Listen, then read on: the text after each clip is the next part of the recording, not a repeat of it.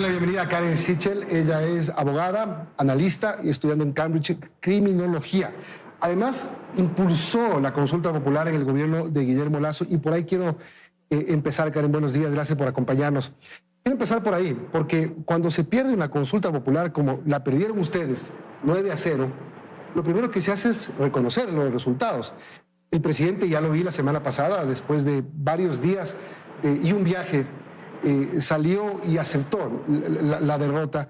Pero otros funcionarios del gobierno no la estaban reconociendo. Decían, no hemos perdido, tampoco ganamos, sino todo lo contrario.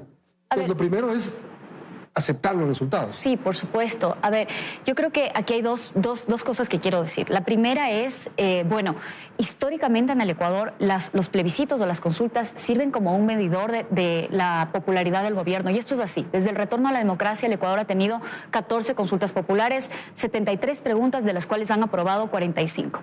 Si es que uno analiza el patrón histórico, es fácil ver que el presidente que ha utilizado las consultas populares en su momento alto de popularidad es el presidente que ha ganado las consultas. El presidente que lo ha hecho en un momento bajo de popularidad es el presidente que ha perdido las consultas, independientemente de las preguntas. Entonces, es ilógico pensar que en el caso del presidente Noboa esto es contrario. Y yo he visto también a funcionarios públicos, analistas que son afines, digamos, al gobierno, que piensan que la pérdida de la consulta a las 4 preguntas significan que los ecuatorianos se sentaron a leer los anexos y dijeron no a cada pregunta, lo cual me parece delirante, porque lo que pasó realmente es que los ecuatorianos dijimos no a un gobierno que ha demostrado que se rodea de sus amigos íntimos, no de personas técnicas, que ha demostrado que incumple con la ley de manera sistemática, y lo que estamos diciendo es que no queremos más abuso y que queremos que el gobierno resuelva los problemas, pero rodeado de personas técnicas y que cumpla con la ley. Claro, porque, por ejemplo, en la pregunta de la consulta que ustedes impulsaron, decirle no a la reestructuración del Consejo de Participación Ciudadana sonaba ilógico. En esta consulta, decirle no a un achicamiento del Congreso o de la Asamblea Nacional sonaba ilógico. Entonces, cuando pierdes esas preguntas, te das cuenta que no es contra las preguntas, es contra ti. El tema es por qué hacen consultas cuando están desgastados. Yo hacía un análisis sobre el dilema del juego del ultimátum, que es un experimento económico en donde se demuestra que los ciudadanos, las personas, prefieren castigar al abusador que ganar. Entonces, yo estoy de acuerdo contigo. Yo creo que las preguntas, en este caso, también fueron como un mecanismo para castigar, en este caso, a un presidente que estaba incumpliendo con la ley. En el caso del expresidente Lasso, yo considero que fue igual un momento incorrecto en donde el desgaste normal del gobierno y, digamos, las cosas como son. El momento institucional en donde el presidente Lasso no podía gobernar en una asamblea cooptada por las mafias, no tenía la gobernabilidad que tiene el presidente Noboa, sí marcó una diferencia. La gran diferencia entre los dos mandatos, entre las dos consultas, es que el presidente Noboa tiene la mayoría en la Asamblea Nacional y ha cooptado, digámoslo así, al Consejo de la Judicatura, al Consejo de Participación Ciudadana. Esa misma Constitución de Montecristi es la que le ha permitido gobernar, sin embargo no ha gobernado. Necesita hacer con esa mayoría que tiene en el Parlamento los cambios que puede hacerlos. Ahora, las derrotas electorales son una oportunidad para replantearse. Esto es como el fútbol. Pierdes un partido, te sientas y dices, a ver, ¿qué hago para salir a ganar el siguiente? El presidente no ha leído los resultados, empezó una reestructuración de gabinete, cambió la mayor cantidad de ministros desde el inicio de su gestión hace 2 años. Esto es verdad. El tema es, no hay que cambiar por cambiar, pues. Por ejemplo, a ver, yo creo que uno tiene que analizar esto desde el panorama grande. La pérdida de hace 2 semanas es la pérdida más grande que ha tenido cualquier presidente desde el retorno a la democracia, solamente seguida por la pérdida de León Febres Cordero en 1986. Entonces, es importante y rectificar es importante. Ahora, ¿cómo rectificas? Por ejemplo, en Chile, Boric perdió también consecutivamente 2 plebiscitos. ¿Y qué hizo Boric? Trató de cambiar ministros. ¿Qué hizo Boric? Trató de dialogar con diferentes sectores. ¿Qué ha hecho el presidente Noboa? Ciertamente, yo creo que de los últimos cambios han habido cambios positivos, como por ejemplo el secretario jurídico Herrería. Creo que de alguna manera la vicepresidenta en el sector de salud nos da alguna tranquilidad de que al menos habrá cierta transparencia, pero más allá de eso, hay un reciclaje del gabinete, pero no hay realmente una actitud del presidente de decirnos a sus mandantes, yo quiero cambiar y quiero alterar mi actitud de autoritario para gobernar de una manera transparente. ¿Cómo lo debería hacer? Porque lo que va a pasar es que hasta mediados de enero el presidente va a estar casi fuera del país. Y eso es vergonzoso, Milton, porque si es que uno analiza cómo fue el proceso, además de develar la agenda de viajes del presidente, es una opacidad, una vulneración de la ley tras una vulneración de la ley, en donde no solamente incumplen el 144 de la Constitución, sino también la Ley Orgánica de Transparencia y Acceso a la Información Pública. Entonces, lamentablemente, no solamente por el qué, el hecho de que se vaya, que creo que todos los ecuatorianos queremos que haya más cooperación internacional, sino el cómo, el hecho de que no nos diga para qué se va, con quién se va, cómo se están administrando los fondos, eso sí es preocupante.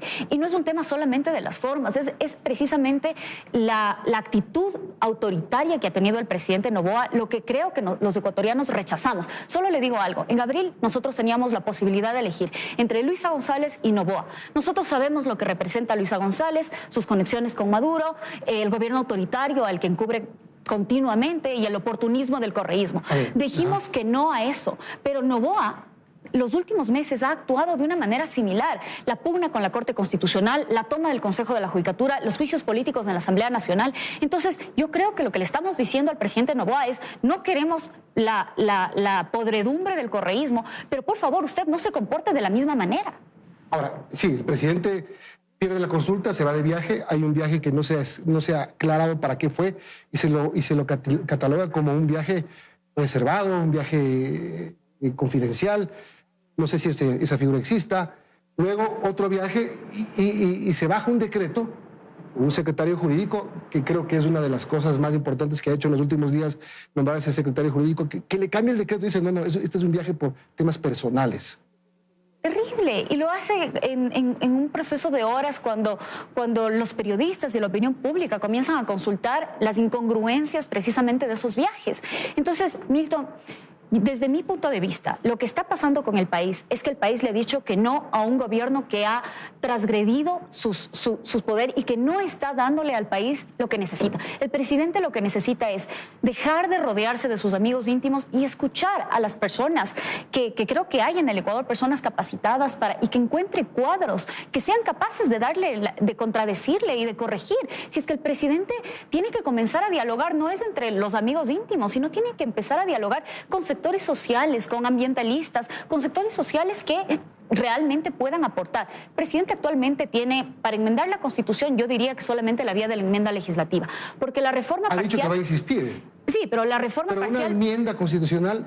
Una reforma parcial termina en una consulta popular. Exactamente, eso quiero explicar. La reforma parcial, si bien se requieren 77 votos para aprobarse la legislatura, luego se aprueba por referéndum. Pero la enmienda legislativa que inicia en la Asamblea Nacional requiere de 101 votos para aprobarse. Entonces, o el presidente se sienta a conversar con otros actores políticos, y no me refiero a negociar con el correísmo, que sabemos que lo que quiere es avanzar su agenda de impunidad, sino me refiero a hablar con sectores productivos, ambientalistas, para que sus propuestas tengan apoyo ciudadano, apoyo por parte de los centros intelectuales del país.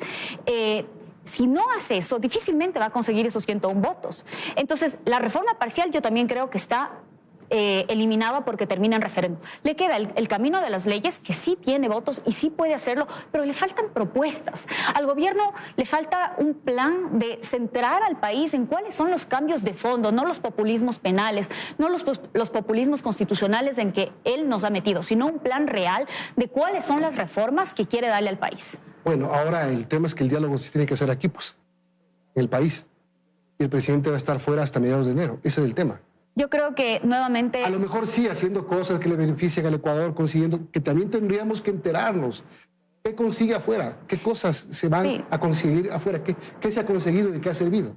Mire, Milton, yo estoy de acuerdo con su lectura. Yo creo que el presidente está cometiendo un error al abandonar al país de esta manera por un periodo tan largo, con tanta opacidad, sin decirnos cuáles son las metas, sin darnos unos resultados. Si bien es cierto, como decía, la cooperación internacional, particularmente en materia de seguridad, es importantísima, ahora mismo el país necesita un presidente que tenga claridad y que diga: he escuchado el mensaje y necesito rectificar, necesito sentar a personas capacitadas que sean capaces de darle al Ecuador una agenda de reformas legales. Voy a usar la mayoría que tengo en el Parlamento para poder efectivizar esos cambios y necesitamos un presidente que venga a dar la cara. Lamentablemente creo que quizás por un tema de personalidad o no sé, el presidente no ha decidido dar la cara más que contadas ocasiones. Yo creo que eso sí le juega en contra porque los ecuatorianos estamos esperando más, estamos esperando, no queremos nuevamente que las mafias tomen el poder, no queremos dar el poder al correísmo, no queremos darle el poder al oportunismo político, pero sí queremos que este gobierno le vaya bien. Queremos que le vaya bien de manera constructiva y para eso el presidente tiene ¿Tiene chance de que le vaya bien todavía? Yo creo que sí. La gran diferencia entre el gobierno del expresidente Lasso y el presidente Noboa es que el presidente Noboa tiene una asamblea que no está conspirando para sacarle del poder. Él tiene que cuidar la gobernabilidad en el Parlamento, mantener los votos que tiene la mayoría absoluta para aprobar leyes, para incluso si es que lo maneja bien, incluso podría eventualmente pensarse en una enmienda legislativa. Puede hacerlo. El problema es que yo no veo que para dialogar se necesita escuchar. Y yo no veo que el presidente Noboa esté escuchando a las personas que piensan distinto a él.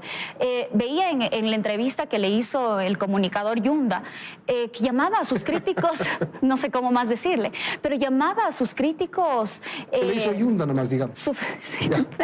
Le llamaba a sus críticos sufridores. Entonces, personalmente, yo no dejé de votar por la señora Luisa González para votar por Noboa, que me llame a mí también sufridora por hacer una crítica al gobierno. Si es que el presidente tiene que respetar a los ciudadanos, no puede calificar a las personas que criticamos al gobierno de sufridores como lo hacía el expresidente Correa. No podemos cambiar un autoritario por otro. Muchas gracias, Karen, por habernos acompañado. Gracias, Milton, a usted.